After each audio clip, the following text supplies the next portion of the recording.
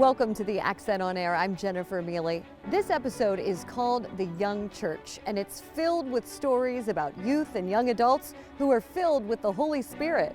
Recently, Bishop Kulick gathered more than 100 of those young adults for a listening session to get their feedback on how best to connect younger people to the faith.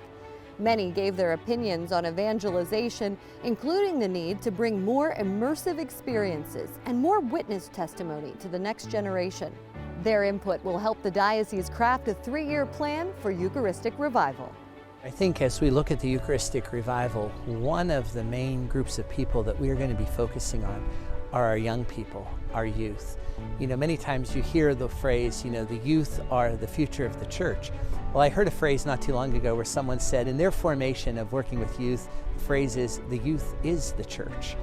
They're present in the church right now, along with all of the different age groups of people. When I was young, and I think back on my formation as a youth, we had wonderful opportunities within the church and within our parishes. Our family sort of led us to the doors of the church and sometimes gave us a gentle nudge into the church. And there, once you were into the church, you found activities, whether that was ministries and serving or being a lector or an extraordinary minister of Holy Communion, whether it was getting involved in social activity. And people of all the different ages were there to welcome you.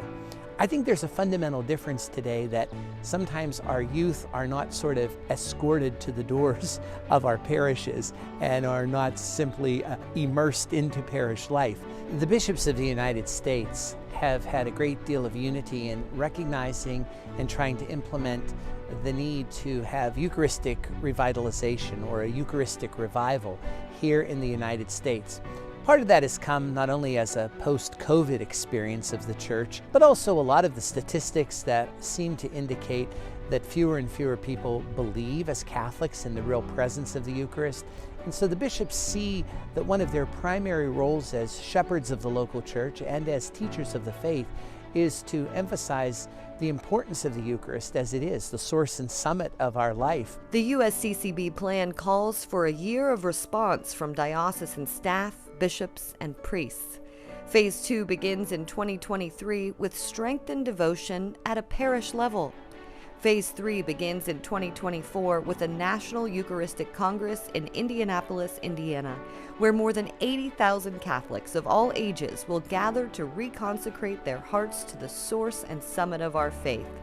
And Phase 4 begins during Pentecost of 2025. Having enkindled a missionary fire in the hearts of the American faithful, the Holy Spirit will send us out on mission to share the gift of our Eucharistic Lord.